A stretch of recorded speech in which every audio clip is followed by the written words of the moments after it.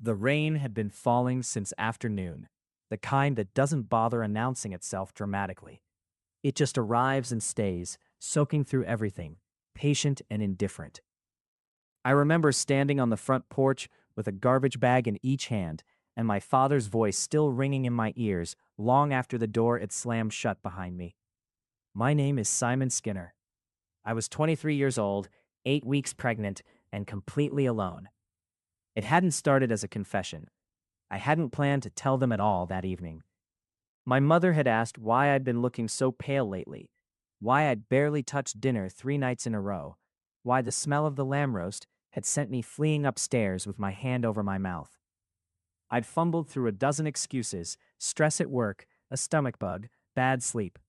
But my mother had always been able to read me the way some people read weather. She knew before I finished the third lie. What I hadn't expected was my father's reaction, not the anger itself. I'd braced for that.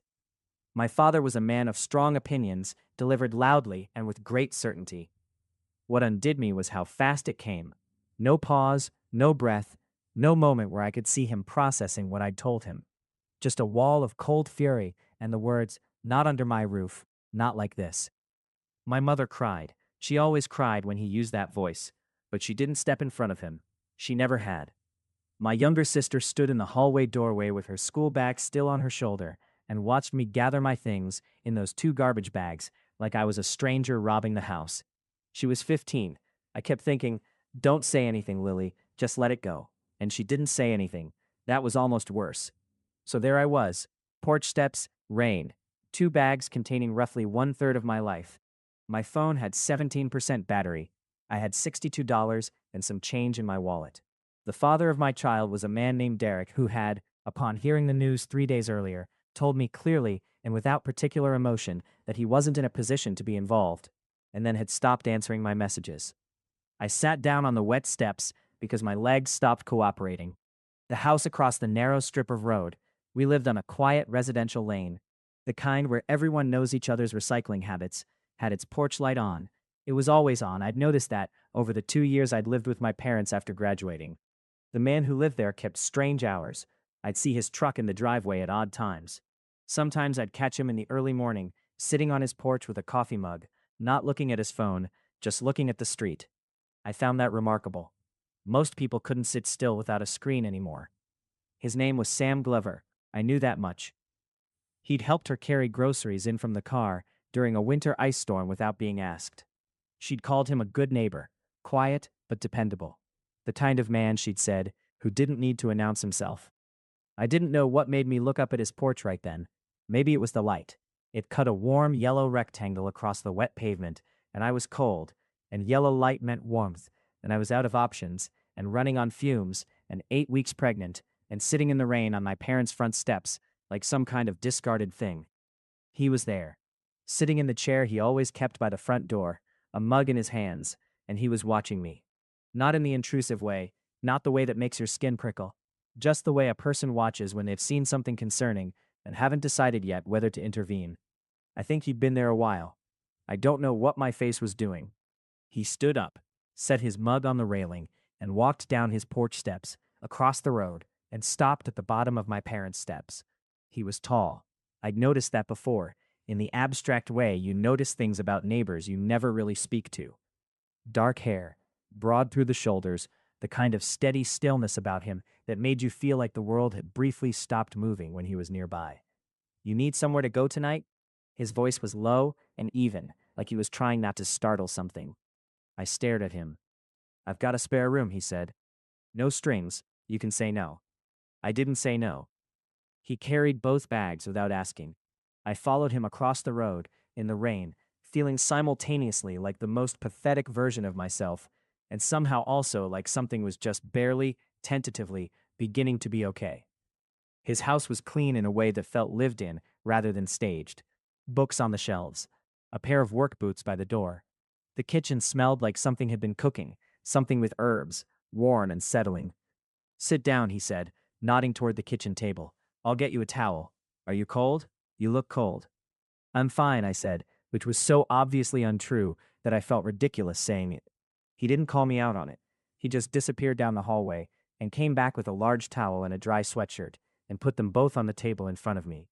Then he turned back to the stove and stirred whatever was in the pot and said, "You don't have to tell me anything, but I'm going to feed you, if that's all right." Something in my chest cracked open a little at that. "That's all right," I managed. We ate soup at his kitchen table, a proper thick vegetable soup with bread on the side, and he didn't ask me any questions, not a single one. He talked a little about the rain, about how the street always flooded near the corner when the drains backed up, about a book he'd been reading. Easy things, things that didn't require anything from me. By the time the bowl was empty, I felt almost human again. "The spare room is at the end of the hall," he said, collecting the bowls. "There are clean sheets on the bed. Bathroom's next door. There should be everything you need in the cabinet. If there's anything missing, let me know." I looked at him, really looked at him for the first time.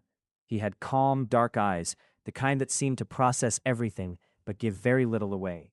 A scar along his jaw, small and old. He looked maybe 30, perhaps 31 or 2. There was something deeply settled about him, like a tree that had grown its roots down a long way and couldn't be easily moved. "Why are you doing this?" I asked. He considered that, unhurried. "Because you needed it," he said, "and because no one should have to sit in the rain alone." I'd told myself it was temporary. I'd figure something out. A friend's couch, a cheap weekly rental somewhere, anything.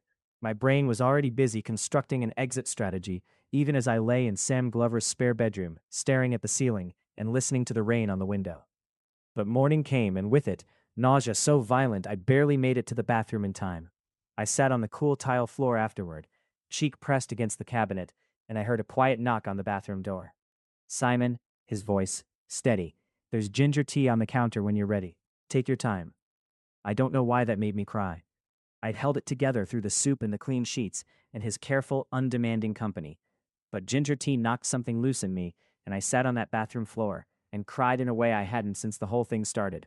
Ugly, relieved, exhausted crying, the kind you do when you've been holding yourself so tightly that the moment something kind happens you simply collapse. He didn't open the door. He didn't say anything else. He just waited. When I finally came out, the tea was there, hot and smelling of ginger and honey, and Sam was at the kitchen counter, reading and minding entirely his own business. He glanced up when I appeared, clocked whatever my face was doing, and went back to his book. "You can stay," he said, turning a page, "as long as you need." I sat down at his kitchen table, wrapped my hands around the mug, thought about all the reasons that was a terrible idea and a wonderful idea simultaneously. "I should tell you something," I said. Only if you want to. I'm pregnant. It came out steady, which surprised me. "That's why, last night, my family didn't take it well." He looked up then, met my eyes. Nothing in his expression shifted the way I'd braced for. No awkward rearranging, no sudden computation of how this changed things. "How far along?" he asked. 8 weeks. A nod. "Are you getting prenatal care?" "I had a first appointment. I need to schedule the next one." "Right." He closed his book. "Well, you're welcome here. That doesn't change anything." It was such a simple thing to say. I'd been bracing for so long, for arguments and qualifications and people reassessing whether they wanted to be involved. That simple kindness kept catching me completely off guard. I stayed. The days found their shape, gradually. Sam worked as a structural engineer. He'd often leave early in his truck and come back in the late afternoon with blueprints or site reports tucked under his arm. Sometimes he worked from home, spread out across the dining table with a laptop and paper coffee cups, and a focused silence that I learned quickly not to interrupt unnecessarily. He wasn't unfriendly. He just moved through the world at his own pace, with his own internal rhythm. And once I understood that about him, I found it oddly comfortable rather than isolating. I worked remotely, graphic design, freelance, enough to get by in ordinary circumstances. And I set up my laptop at the far end of the kitchen table, and we would sometimes spend whole afternoons in the same room without needing to speak, and it was the least lonely I'd felt in months. He cooked, most evenings. He was methodical about it. Mise en place, everything prepped before anything hit the heat. Recipes approached with the same steady precision he seemed to bring to everything. The first time I offered to help, he handed me a wooden spoon and showed me exactly what he needed done with the kind of patient, clear instruction that made it feel like collaboration rather than charity. I learned that he liked his coffee black and strong and made it precisely the same way every morning. that he had an old record player in the corner of the living room and would put vinyl on in the evenings. He had eclectic taste, jazz and folk, and occasional old soul records. That he had a cat named Orbit, a gray and ancient creature who had initially regarded me with profound suspicion, but had by the end of the first week taken to sleeping on the end of my bed. I learned, slowly and in pieces, a little of his story. He'd lived in the house 4 years. Before that, a city apartment, a relationship that had ended badly, a period of difficulty he referenced only obliquely and never dramatized. He had a sister he called every Sunday, a handful of close friends he seemed to see rarely but valued deeply. He asked about me too, gently, over meals, never pushing.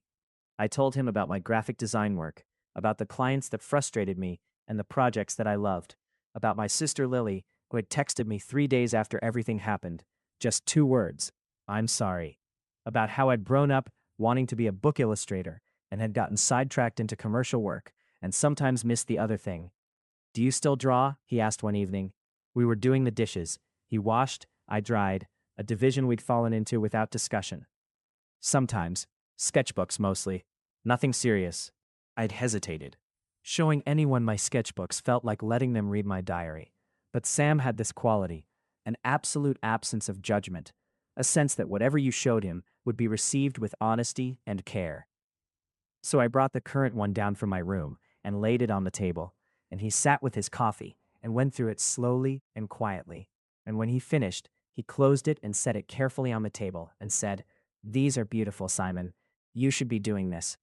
Nobody had said that to me in a long time. Maybe nobody had ever said it in quite that way, not as encouragement or kindness, but as a simple statement of fact.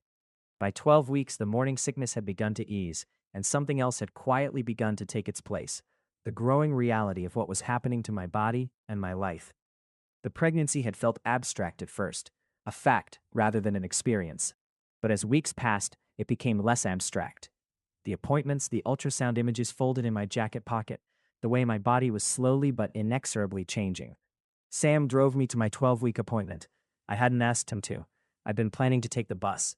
But the morning of the appointment, he'd simply appeared in the kitchen with his keys and said, "I'll drive you," in that matter-of-fact way he had that didn't leave much room for argument, but also never felt like coercion. In the waiting room, he sat beside me and scrolled through something on his phone and didn't try to fill the silence with false cheer. When the midwife called me in, he stood up and looked at me with a quiet question in his eyes. Did I want him to come? And I nodded, because I did, because the alternative was doing this alone, and I'd been doing so many things alone lately. When we heard the heartbeat, he didn't say anything. Neither did I. But I felt his hand find mine in the dark of that room, a brief, steady pressure, and I held on. Outside in the car park, I sat in the passenger seat and stared at the ultrasound image for a long time. Sam sat in the driver's seat and didn't start the engine. "It's real," I said finally, which I knew was obvious, but I needed to say it. "It's real," he agreed. "I'm terrified." "That makes sense." I turned to look at him. The morning sun was coming through the windshield and catching in his dark eyes and making him look, just briefly, softer than his usual contained self. "Are you okay with this?" I asked. "Being involved in all this? You didn't sign up for any of it." He took his time answering. He always did. I'd come to trust those pauses. They weren't evasion. They were just him thinking carefully before he spoke. "I didn't sign up for it," he said. "And you're right that I didn't expect it. But I don't feel like I made a mistake, Simon. I feel like—" He paused again, and something shifted in his expression, something that moved too fast for me to name. "I feel like you being here has made things better. For me. I didn't know I needed that. I didn't know what to do with that. So I tucked it away carefully, like the ultrasound image, like something I'd need to come back to and examine more slowly." My mother called at 14 weeks. I was sitting on Sam's back porch with a mug of the decaf tea I'd switched to, and the afternoon was golden and warm, and Orbit was sitting next to me with his tail curled around his feet, and Sam was inside somewhere, and my phone lit up with my mother's name, and I stared at it for 3 rings before I answered. She cried. She'd been crying since the first word, it sounded like. She said she was sorry. She said she'd been fighting with my father. She said that Lily had refused to speak to him properly for 2 weeks, which surprised me and filled me with a fierce, complicated love for my 15-year-old sister. She said she wanted to see me. I didn't say yes immediately. I said I needed to think about it. When Sam came out with refills for both of us, and found me staring at the garden with the phone in my lap. He sat down and waited. My mother called, I said. How was it? She wants to see me. She apologized. I turned the mug in my hands. I don't know what to do with that. Part of me wants to just go back, accept it, be grateful. But another part of me is angry that she let it happen at all. She could have stopped him. She never stops him. Sam nodded slowly. Both things can be true, he said. She can be sorry, and it can still have hurt you. Is it okay to still be angry at her, even if she's apologizing? Yes, he said, without hesitation. Of course it is. I exhaled. People aren't great at telling me that. Everyone always wants to push toward forgiveness as fast as possible, as if my feelings are an inconvenience that needs resolving. Your feelings aren't an inconvenience, he said. They're information. You get to feel them, and then decide what to do. I looked at him. You're surprisingly wise for someone who claims to just be a structural engineer. The corner of his mouth did something that was almost a smile. Almost. Sam smiled the way he did most things, quietly, partially, only as much as necessary. But I'd begun to find that restraint more expressive than other people's open grins. I'd begun to look for it. I met with my mother 2 weeks later, at a coffee shop in the next neighborhood, neutral ground. Sam offered to drive me, and I said I was fine with the bus, and he said, I'll drive you, in that tone that settled the matter gently and without drama, and I let him. She looked older. My mother was 51, and had always seemed ageless to me in the way that parents do, until suddenly they don't.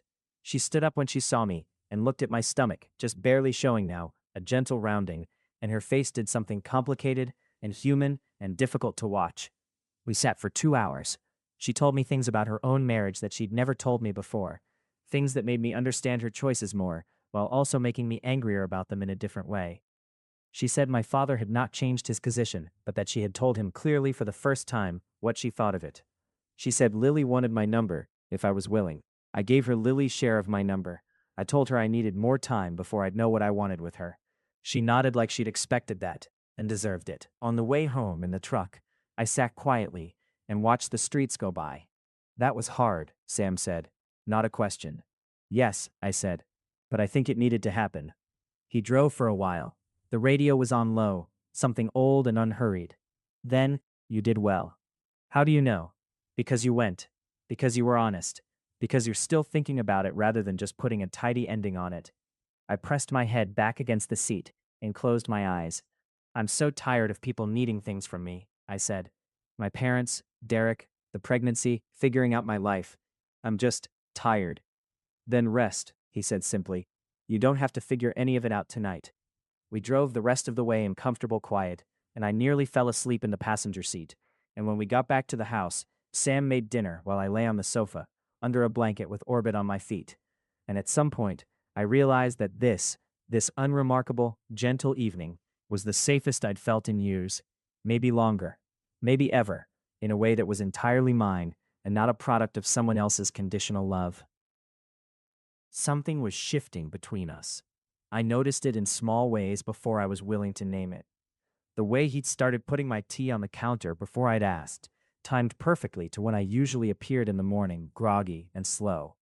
The way he'd glance over from the stove sometimes when I laughed at something I was reading. Just a glance, not lingering, but there. The way I'd started listening for the sound of his truck in the driveway in the evenings, finding it harder to concentrate until I heard it. I noticed how, when I moved through a room he was in, there was always a small, subtle awareness of where he was. Not uncomfortable, the opposite of uncomfortable, like knowing where north was. The problem was that I didn't trust myself. I was pregnant and homeless and had recently had the sort of catastrophic personal year that makes a person cling to whoever is nearest and call it love. I knew that. I'd read enough to know that intensity and proximity create feelings that don't necessarily mean what they feel like they mean. Sam had been nothing but kind to me. That was not the same as something more. And even if there was something more, even if he felt some fraction of what I was beginning to feel, I couldn't ask that of him. A pregnant 23-year-old with complicated family dynamics and no fixed future, and someone else's baby on the way, was not anyone's idea of a low-stakes situation. So I did what I thought was reasonable. I held it carefully and kept my distance, and tried to be grateful for what existed, rather than greedy for more. That worked roughly until the night I had the nightmare. It was one of those dreams that feels entirely real. The quality of the light exactly right, the sounds too detailed to be invented. In it, I was alone in a hospital corridor, and there were people walking past, but none of them could see me. And I was calling out, but my voice produced no sound. The baby was there in my arms, but I couldn't quite look at its face, and every time I tried to, the light shifted. I woke up gasping, disoriented, heart pounding so hard it felt visible. It was 3 in the morning. The house was dark and quiet, except for Orbit's small snoring from the end of the bed. I lay there for a long time, trying to slow my breathing, but the residue of the dream kept clinging. The feeling of invisibility, of calling out and not being heard. I don't know what made me get up. I wasn't going to knock on Sam's door.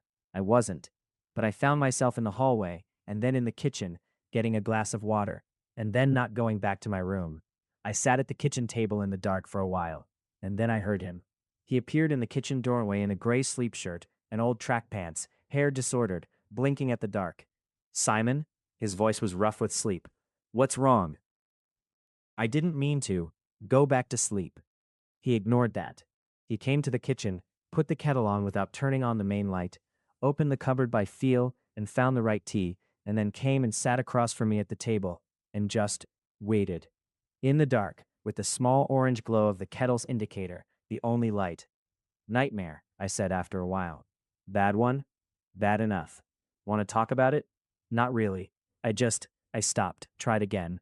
I'm scared, Sam, about all of it. About doing this alone. About being a father when I can barely, when everything feels so unsettled. What if I'm not enough?" He was quiet for a moment. The kettle clicked off and he got up and made the tea without rushing, and set both mugs down and sat back across from me. "I don't think the right question is whether you're enough," he said. "The question is whether you'll try. And you will. I've watched you. The way you've handled everything since you've been here. You're not a person who gives up. You're terrified and exhausted and dealing with things that would undo most people, and you're still here. You're still trying." I stared at the mug. My eyes were burning. "What if it's not enough just to try?" I said. "Then you try differently. You find what's missing. You ask for help when you need it." A beat. "You don't have to do this alone, Simon." Something about the way he said it, quiet, plain, completely without performance, broke through all my careful keeping of distances, and I looked up at him across the small dark table, and I said, "I don't know what I would have done without you. You would have figured something out. Maybe, but I'm glad I didn't have to." He looked at me then, really looked, and whatever was in his expression, I felt it land somewhere central and irreversible in my chest. "I'm glad too," he said, and he held my gaze long enough that there was nothing ambiguous about what he meant. Neither of us moved. The clock on the wall measured the silence in small, unhurried ticks, and I thought, I am going to have to make a decision about this, and I am going to have to make it honestly, without letting fear dress itself up as caution. "Sam," I said. "Yeah?" I think I stopped, started over. "There are a lot of reasons why this would be, why it's complicated, why you shouldn't." "I know the reasons," he said. "Do you? You're going to tell me you're pregnant with someone else's baby, that you've only been here a few months, that everything is uncertain, that you might be feeling things because of the circumstances rather than what they actually are." He said it without edge, simply laying it out. I blinked. "Is that not enough to give you pause?" "It gives me pause," he said. "It's not enough to change how I feel." The quiet stretched out again. Orbit had padded in at some point and was winding around the legs of my chair. "How long?" I asked. He considered. "I'd be lying if I said I noticed you for the first time that night. You've been across the road for 2 years, Simon. I noticed you." Something warm moved through my chest, tentative and enormous. "And the pregnancy," I started, "doesn't change it," he said. If anything, he paused, and for the first time I saw him struggle slightly with the right words, which from him felt significant. "I've wanted something like this for a long time. Something real. Something that requires something of me. Not because it's easy, but because it matters." "A pregnant 23-year-old is definitely not the easy option," I said, and my voice came out slightly unsteady. "No," he agreed, and the corner of his mouth moved. "But you're not just a situation to me, Simon." He stopped. "You're you." I stood up from the table. He watched me, still, measuring. I walked around to his side of the table, and he turned his chair slightly, and I sat on the edge of the table, and we were close, genuinely close for the first time. And his hands came up and rested lightly on either side of me, on the table surface, not touching, asking. "This is terrifying," I told him. "Yes, I don't have any of it figured out. Neither do I. But I want to try, I said, if you do.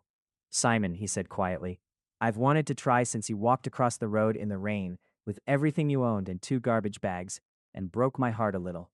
I didn't have anything to say to that, so I leaned forward and closed the distance between us and kissed him for the first time, and he kissed me back slowly and surely, like a man who had been patient and had decided that patience had carried him as far as it needed to, and who was now, finally, exactly where he wanted to be.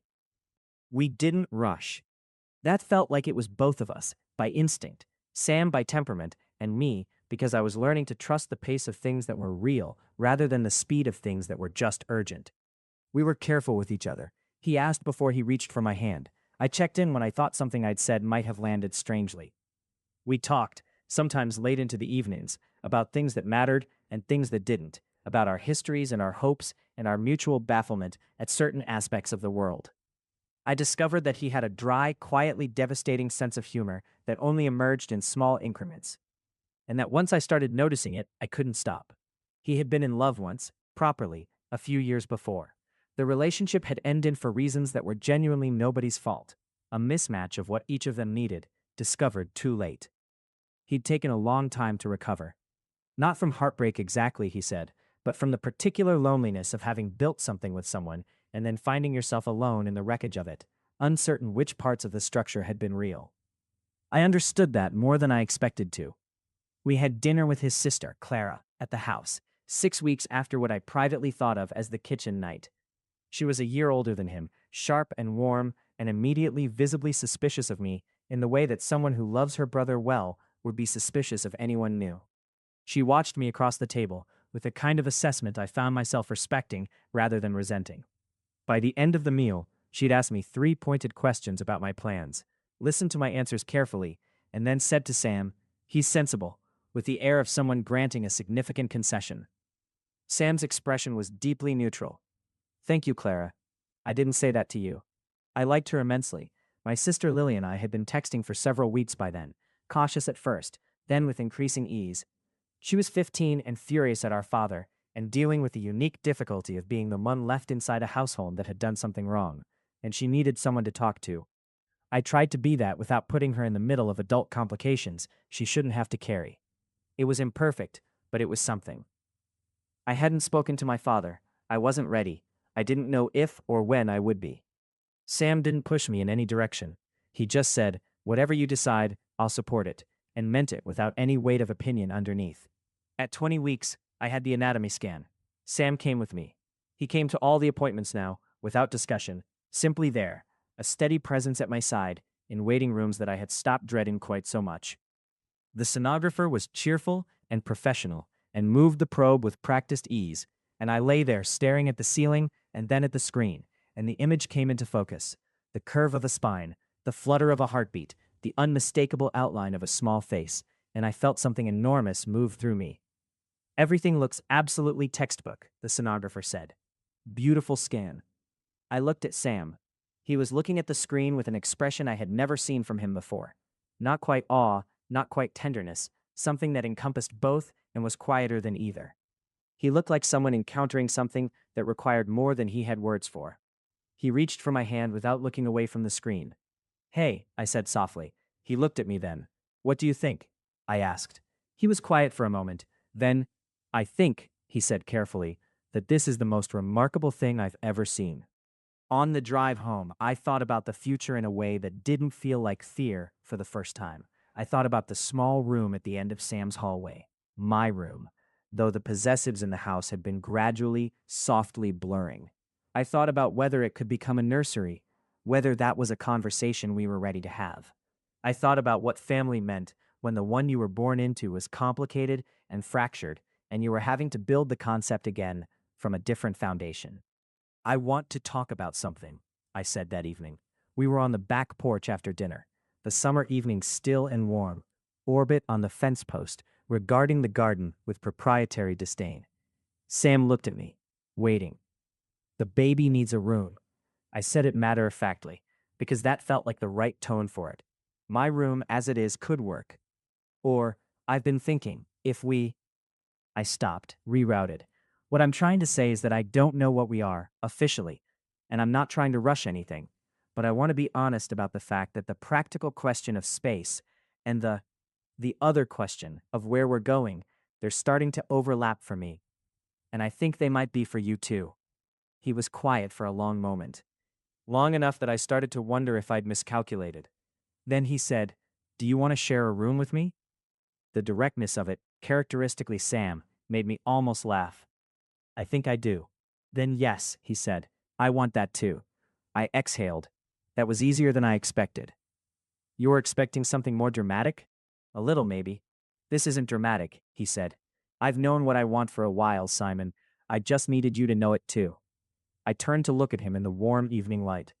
He had that quality of stillness that I come to love more than I thought possible. The sense of someone who had found his own ground and stood on it without needing to perform it. "I love you," I said, quietly, as simply as he would have said it. He looked at me, and the fullness of his expression in that moment was more than his face usually allowed, more unguarded and plain and uncomplicated. "I love you," he said, "Simon.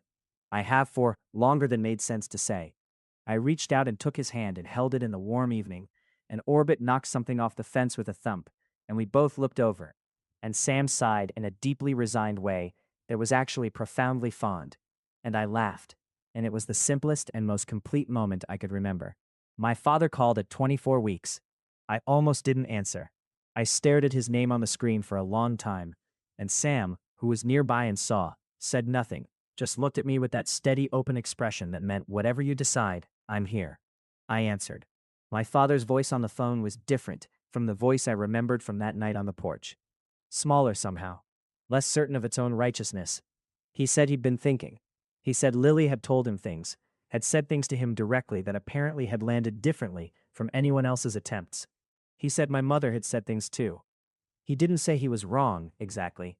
My father was not constructed for that kind of direct dismantling of his own position. But he said he wanted, and his voice caught here, briefly, in a way that surprised me. He wanted to know his grandchild. I said I would think about it. I sat with that call for a week.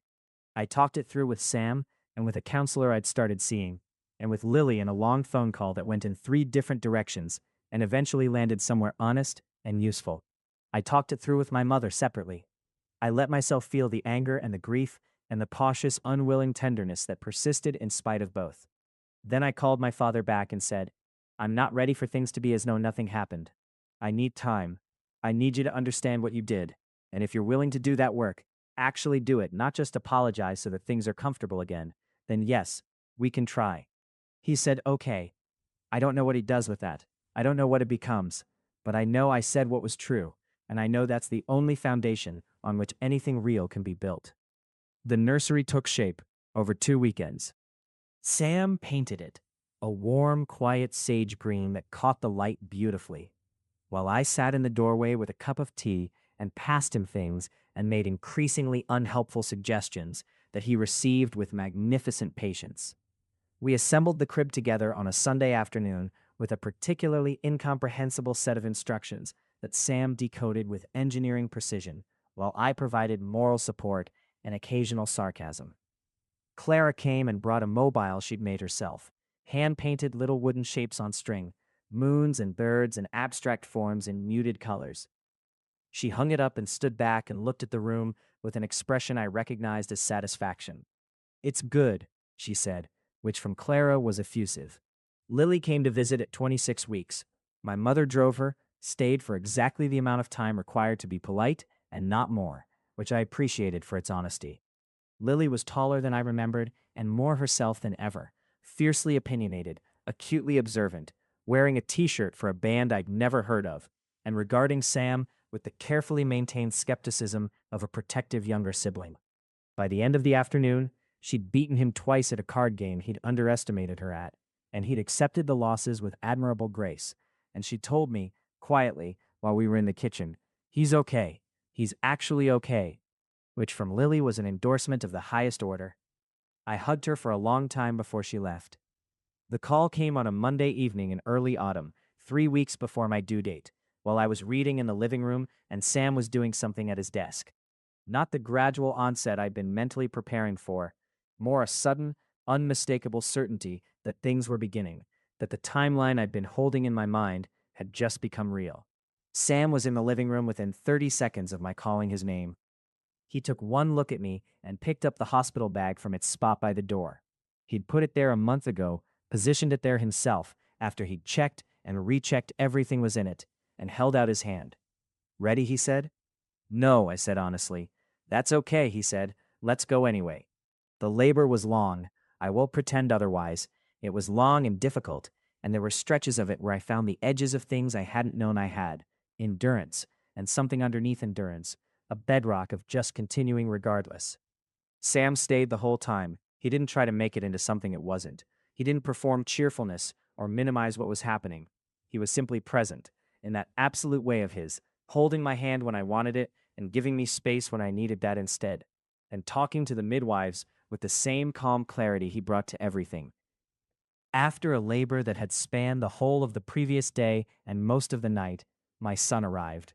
They placed him on my chest, and I looked at his face, scrunched and furious and shockingly completely real, and I became someone different from who I had been. Not unrecognizably different, but different at the center, in the way that some experiences don't add to who you are, but reorganize everything already there into a new shape. "Hello," I said to him, because it seemed like the thing to do. He was not impressed by my hello. He was very small and very loud, and completely miraculous. Sam was beside me, close. I looked up at him. His eyes were bright in a way I hadn't seen from him before, and his hand was on my shoulder, and he was looking at my son with an expression so undefended it made my throat ache. I'd had 3 names in consideration for months. We'd discussed them, Sam and I, without either of us making a final declaration, holding them loosely.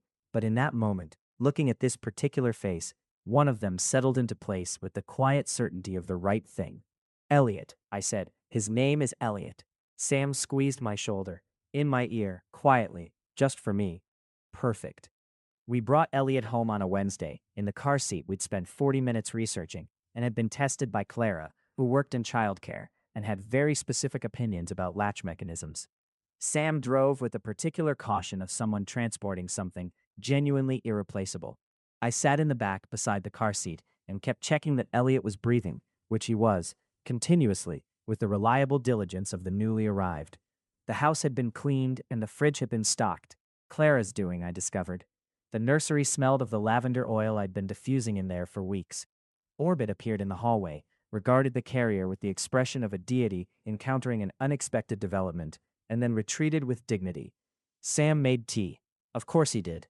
We sat in the living room in the afternoon light, Elliot asleep on my chest, and Sam on the sofa beside me, close enough that our shoulders touched, and everything was very quiet and very still. "Thank you," I said after a while. Sam looked at me. "For all of it," I said. "The night it started. Every morning in between. Being there last night. This," I gestured at the room, the house, the life that had accumulated quietly and steadily around me over the past months. I don't have the right words for how much this has meant. He was quiet for a moment, looked at Elliot's sleeping face, then at mine. "I keep thinking," he said slowly, "about what my life looked like before you came across that road. And it wasn't bad. I wasn't unhappy, but there was a kind of absence. Like a room where the furniture is arranged correctly, but the windows haven't been opened in a long time." I waited. "You opened the windows," he said simply. "I thought I might come apart at the seams, in the best possible way." I pressed my face briefly against the top of Elliot's small head and breathed, and then looked back at Sam. "I think we should make this official," I said, "eventually. Not right now, not with any rush, but I want you to know that's what I want." He smiled, not the half smile I'd cataloged over months of watching, a full one, unhurried and genuine, transforming his face in a way that still caught me off guard. "I've been wanting to say the same thing for a while," he said. "I was waiting for the right moment." Was this not the right moment? A newborn on your chest and hospital bag still by the door? He considered. "It's not the most conventional. Nothing about any of this has been conventional." "No," he agreed, "but it's been right." He reached over and tucked a loose strand of hair back from my face, a gesture so natural and familiar that it felt like it had been his for years. "It's been exactly right. Elliot is almost 1. He has very strong opinions about mashed banana and crawls with extraordinary speed toward anything he's specifically been told not to approach, which suggests a personality that will keep everyone around him on their toes. He says several versions of things that might be words. Sam is convinced that what Elliot has been saying to Orbit for the past month constitutes genuine interspecies communication. My mother comes on the first Sunday of every month. She and Elliot have the kind of relationship that exists entirely between them, outside of the complications of the adult world, and I try to keep it that way for both their sakes. My father came to Elliot's almost birthday dinner last month and sat at Sam's kitchen table and was quiet in a way that felt like effort rather than distance, which is not nothing. We are nowhere close to where we might have been, but we are somewhere. I choose to count that. Lily is 16 and is planning to study environmental science, which seems exactly right. She visits when she can and is Elliot's devoted, slightly chaotic aunt, in practice if not yet in legal terminology.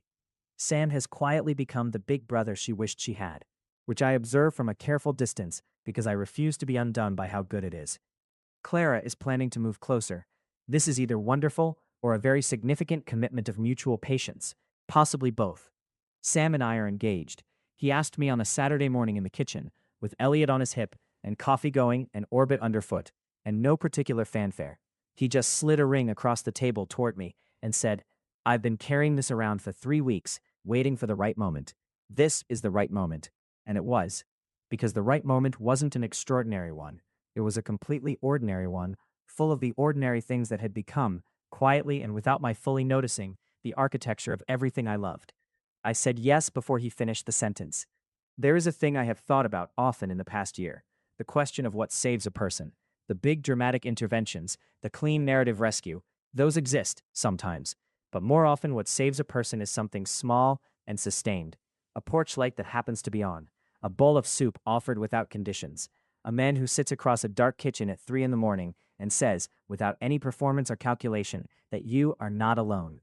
I was 23 and pregnant, and standing in the rain with everything I owned in 2 garbage bags, and a family that had chosen its own comfort over me. And I was terrified in a way that went all the way down. And the thing that changed wasn't some grand reversal. It was a person who looked at all of that and decided simply that he was going to show up, day after day, for no reason except that he could, and because something in him recognized something in me, and because kindness, true, unsentimental, unglamorous kindness, is an act of will as much as anything else.